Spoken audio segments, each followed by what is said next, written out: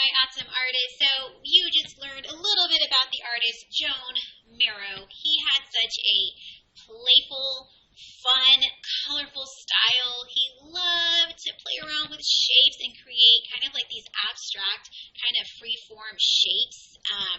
And so that's what we're going to do for our next lesson. Since last week we were learning about lines, right? We were reviewing lines and learning what lines can do, and that lines create shapes, lines create patterns and designs, lines make numbers and letters.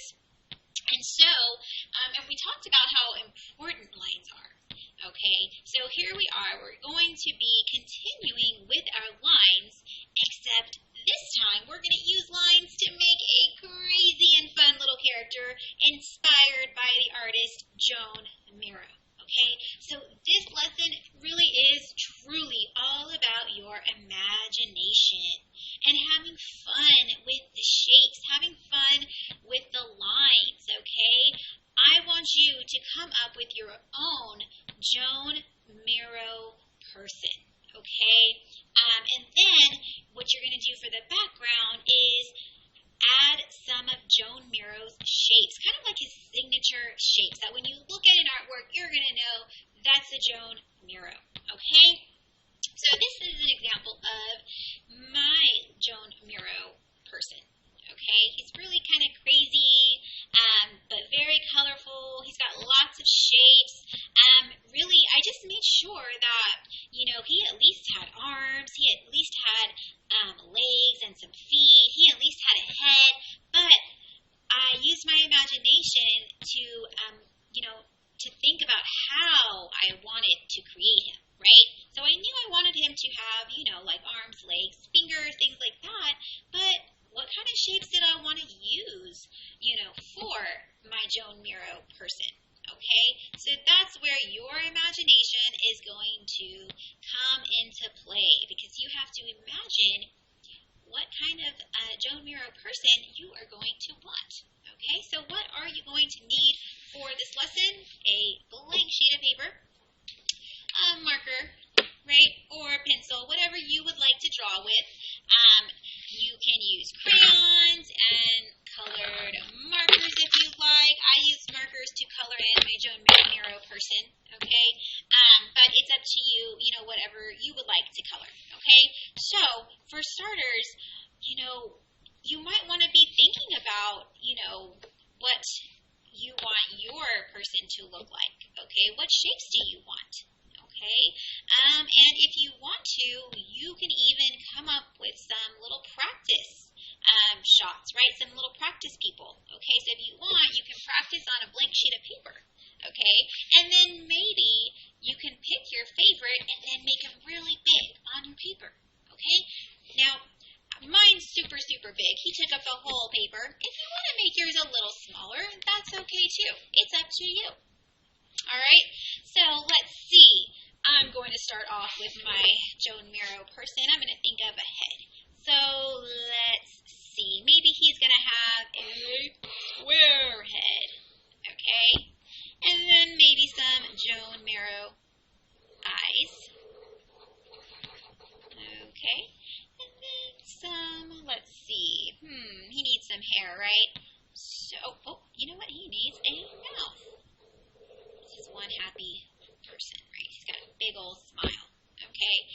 And then some spiky hair, maybe some little curls coming out of it, right? Just going to be creative. And then let's see, maybe some squares for ears.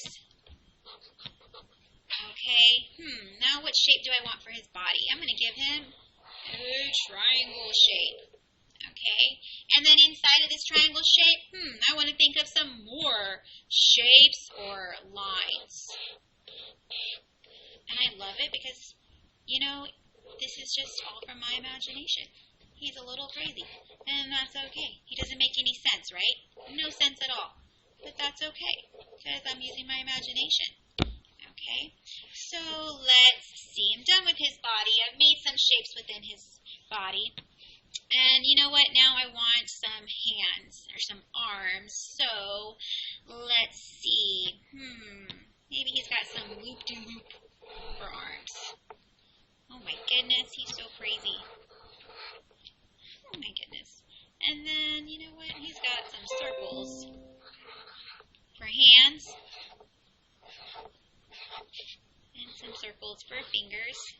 Maybe I want to make some shapes inside of his hands. So I'm just going to do that. Let's see. Now he needs some legs. So let's see. Do I want to give him some loop-de-loop legs like his arms, or do I just want him to be all mixed up? So I think I'm going to make him all mixed up, and I'm going to go with a zigzag line. So crazy. Oh my goodness. Some feet. Some toes. Yeah, he doesn't make any sense, boys and girls, but that's okay. Oh my goodness. Alright. He needs some joints, right? Give him some joints where bones connect so they can bend. Alright, so you know what? I think he's pretty good, right? He's very creative. I've definitely used my imagination.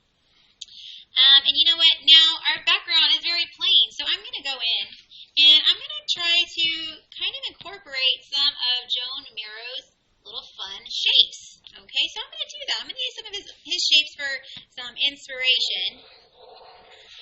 Okay, have some fun with this because I really want you to look at this artwork and know that Joan Miro was my inspiration. Okay, so I'm going to do that by incorporating some of his shapes. Some of his little forms into my background. Stars.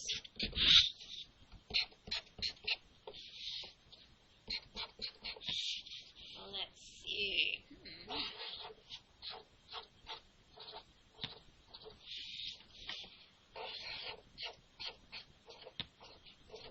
And there we go. And as you can see, boys and girls, I have used my whole paper. Okay, I made sure that I filled my entire paper with fun shapes and designs. And my Joan Miro person is rather big. I like to draw him big because then I can go in and really color him. I have enough space to color. So that's what I'm going to do. Okay, since I made him a pretty good size, I can really go in and color with no problem. So the bigger he is, the easier it will be to add some color. Okay? So boys and girls, this is going to be your next lesson.